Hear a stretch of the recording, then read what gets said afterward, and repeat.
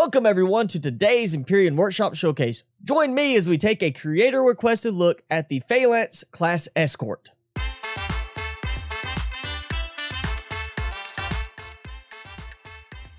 So today's design is again the Phalanx class Escort, and it is an unlocked level 25 size class 7 capital vessel coming to us from creator Marcel Prayas. You may also recognize him by his Discord tag Lord Prayas. Now this design is very straightforward, but it's also very well armed and has some interesting placement choices. Let's go ahead and dive in and see what it has to offer. Starting from the front, we have two side wing sections. However, we're going to go ahead through the middle section where we have access to a smaller hover vessel bay or small vessel bay. And we also have, as you see when you come in, the control console for repair bay. However, there is no repair bay here yet, so you will have to add that later. We also have some nice NPC guards hanging around, and boy, hey, get yourself at attention, soldier. So here you have a very long area where you can park a longer hover vessel or just a row of vessels from front to back, and it gives you plenty of room. Coming up the stairs here, we have a repair station and two armor lockers. We have on this side our medic station and clone chamber. We have a bunch more NPCs over here. And then behind the elevator blocks, we have an O2 station. Now heading on the side by the clone chamber and medic station, we come through this room, which I guess you could consider to be open and available for customization. Coming through the hallway, if we go left, we come into our grow bed area. Now there are no grow beds here, which kind of bothers me because of how expensive this ship is. I really see no reason not to place the grow beds down in advance considering how much the ship costs to build. Now, if we go to the right, opposite from where the grow beds are, we come into a very large, nice lounge area, cafeteria type place, which you can see there's some very nice coloring because of the red alert mode that's active on it. Coming back here, we have our food production and our fridges, where you can see we have two larger fridges, two smaller fridges, and then we have a full complement of 6 food processors, as well as a couple of more decorative looking fridges here.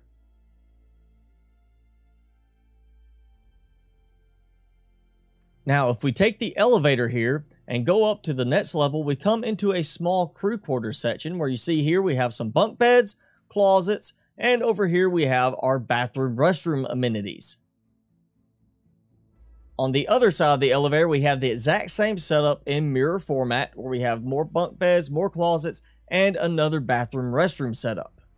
And now, if we skip the left and right turns and just go completely straight out the door, we end up coming out the side of the vessel for some moonwalking right below the drill lasers.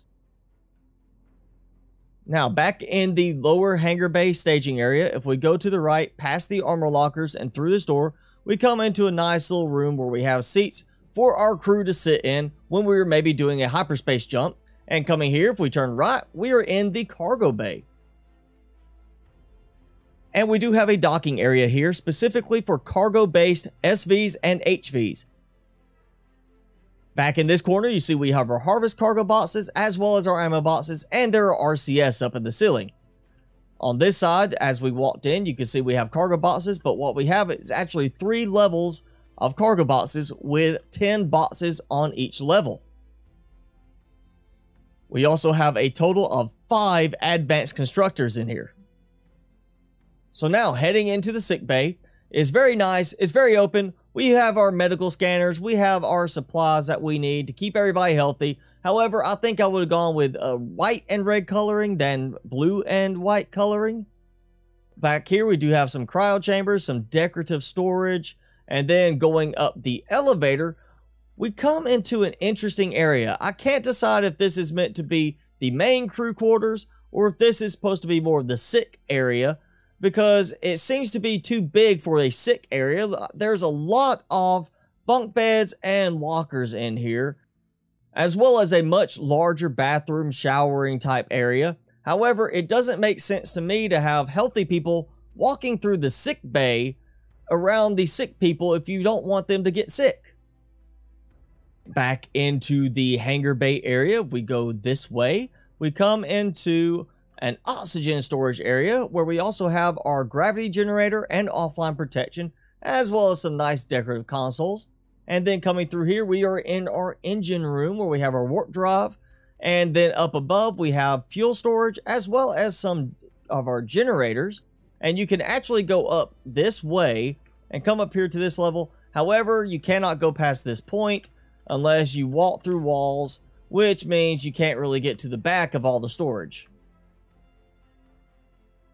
And now, back at this point, we're actually going to take the central elevator here to go up first to the next hangar bay area, where you see we have more seats for our crew to sit in so they can be ready to jump into, I guess, your fighter ship small vessels. We also have another spot up here that is marked for a repair bay module if you want to put it up here. However, you will have to relocate the console from downstairs.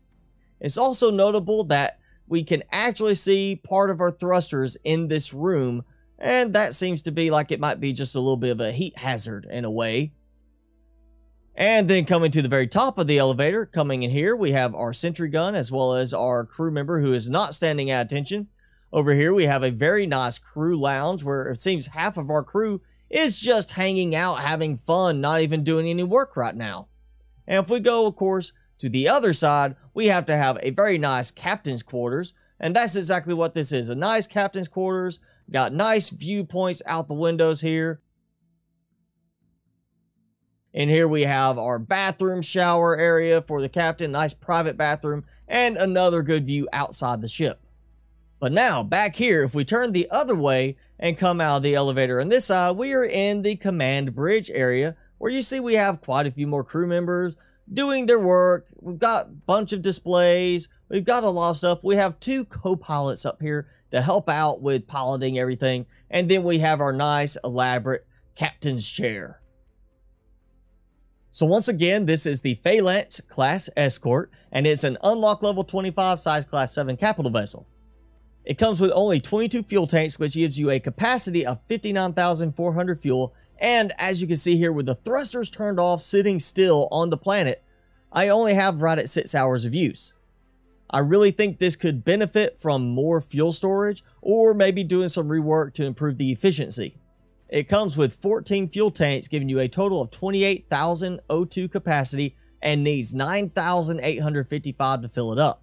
There are 15 ventilators and the 1 oxygen station, 2 medic stations, and 1 clone chamber. Now, when it comes to attack and defense, like I said, this is heavily armed. It comes with 2 rocket launchers, 2 pulse lasers, 6 minigun turrets, 6 plasma turrets, 4 flak turrets, 6 cannon turrets, 6 drill turrets, 1 multi-turret, 6 drill modules, 6 pulse laser turrets, 6 rocket turrets, 8 sentry guns, and 2 artillery turrets. It also comes with a total of 117 cargo boxes and 10 ammo boxes, plus the 6 fridges, 6 food processors, and 5 advanced constructors. Now, as I said earlier, this is an expensive ship, and that kind of baffles me why certain things were left out, such as the repair bay modules and, of course, the grow plots. With nearly 35,000 sathium and 30,000 iron needed to build this, this is not exactly a cheap ship. More importantly is the 9,870 neodymium and the 6,922 erestrum and zascosium needed to build it. Compared to these, adding in a few grow plots to make it would not be that big of a difference to me. So overall, I think this is a good attempt at a ship. It actually has some really good aspects that I like. It has certain things I do not like. It definitely could be better off in terms of power capacity so it can run for longer, because once you actually start flying this thing, you're going to be burning through that 6 hours of fuel pretty quickly. I also think it should go ahead and have the grow plots in by default, because hey, putting in a few dozen grow plots is not that big a deal compared to getting almost 7,000 erestrum and zascosium to build this thing. Once again, this is the Phalanx class Escort by Marcel Prayas, or Lord Prayas as he is known on the Discord server. If you're interested in checking out the design in your own game, I will have a link in the description below. And of course, if you try it out and like it, be sure to leave a thumbs up and a nice comment for him on the workshop page. And of course, if you enjoyed this video, be sure to leave me a like, leave me a comment below, and hit subscribe if you haven't done so already. As always, I'm your host, Mr. Spicy. Thanks so much for watching. Be sure to keep it spicy this week, and I will see you in the next video.